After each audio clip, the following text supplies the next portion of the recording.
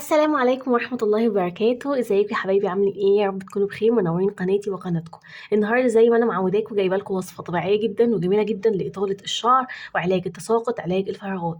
انا النهارده عايزه اقول لكم انا محتاجه الوصفه شخصيا يمكن اكتر منكم. انا الفتره دي كنت صبغ شعري فبيحصل لي نوع من انواع التساقط بسبب الصبغه للاسف. تساقط في الشعر، وكمان عندي تساقط فعلا غير طبيعي تماما من الصبغه، طبعا لاني دايما بنوه بين الصبغات. فساعات بتبقى الواحدة عايزة تغيّر، فلمّا عملت صبغة شعري تساقط جدًا. الوصفة دي بقى باستعملها من حوالي أسبوع وجايبة معايا نتيجة كويسة جدًا. ف فأنا قُلت لازم إن أنا أنزّل الوصفة دي وأقول لكم الوصفة دي قد إيه حلوة وقد إيه كويسة. الوصفة دي بصراحة يعني من اختراعي، أنا قُمت عملتها، فبقى لي أسبوع باستخدمها، فحلوة جدًا يعني. ممكن يكون ناس كتير بتستخدمها وأنا ما أعرفش، بس عمومًا أنا حطيت المكونين دول مع بعض وكانوا فعلًا مكونين أقويا جدًا، جدًا.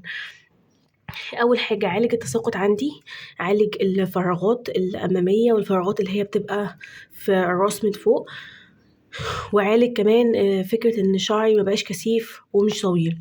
فعالج ال4 مشاكل دول في خلال أسبوع، لقيت بجد بجد بجد حل جذري للمشاكل دي.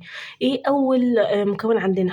أول مكون عندنا وهو غني عن التعريف، وهو الرز. زي ما انتوا شايفين كده الرز الأبيض هو ده اللي أنا مستخدماه النهاردة.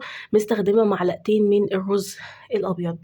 طبعا يا بنات الرز ده لازم يكون نضيف، لازم تكوني غسلاه كويس جدا، لأن بيبقى فيه أتربة وبيبقى محفوظ في أماكن فيها تراب بيعدي عليه حشرات، فانت هتستخدميه على شعرك وعلى فروة الشعر دايركت، فلازم يكون نضيف. تمام. اول حاجه واول مكون عندنا هستخدمه هو الرز. طيب الرز ده بيعمل ايه؟ الرز ده يا بنات اولا رائع جدا جدا لتطويل وتكثيف الشعر، بسبب ان نشا الرز اللي فيه هي اللي بتساعد على اطاله الشعر. فيه فيتامينات كويسه جدا وكتيره جدا جدا. وطبعا اسيا او قاره اسيا عموما بيستخدموه، وخصوصا في قريه صينيه اسمها هوانجلو. هوانجلو الصينيه دي بتستخدم الرز وقشور البرتقال. طبعا انا مستخدمه النهارده رز بس مش قشور البرتقال. تمام. بس انا عايزه اقول لكم ان قد ايه الرز مفيد للشعر. فدي مش خزعبلات احنا بنقولها، او الناس بتاعت الوصفات الطبيعيه بتطلع تقولها، لا دي حاجات بجد آه، درسناها، ودرسناها في الدبلوم بتاعنا، او دبلوم الطب بتاعنا. تمام. دي حاجة. المكون بقى التاني اللي عندنا وهو المكون الأخير، وهو حبة البركة.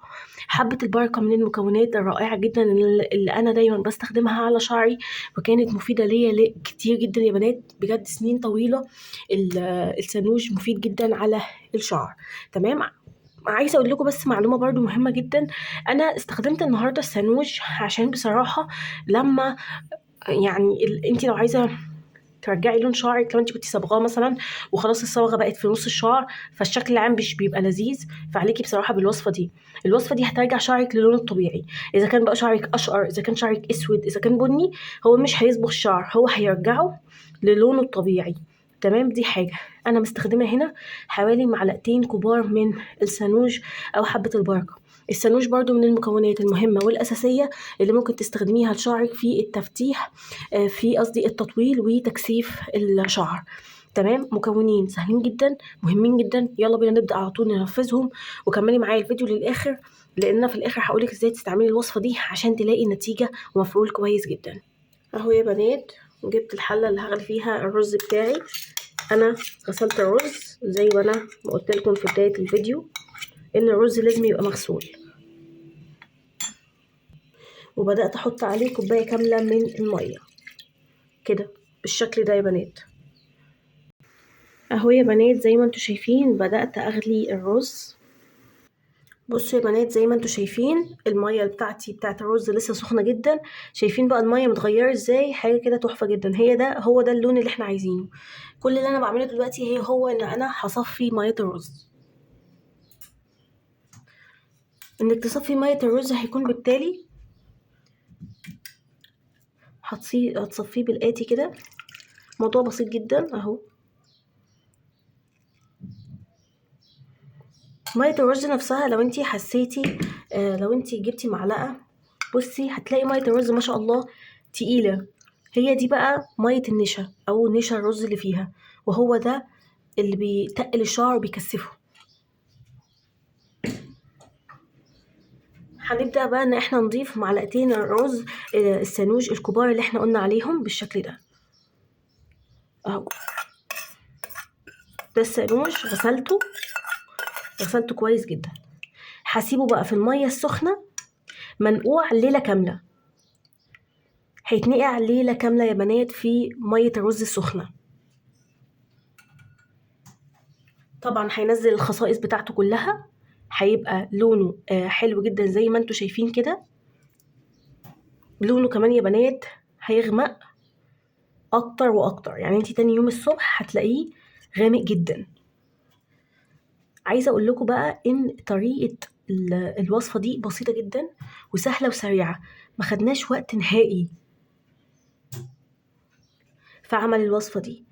بسيبها ليله كامله وبعدين اصفي السانوج من الميه، وهيبقى عندنا ميه الرز بميه السانوج. انا بحطهم في بخاخ.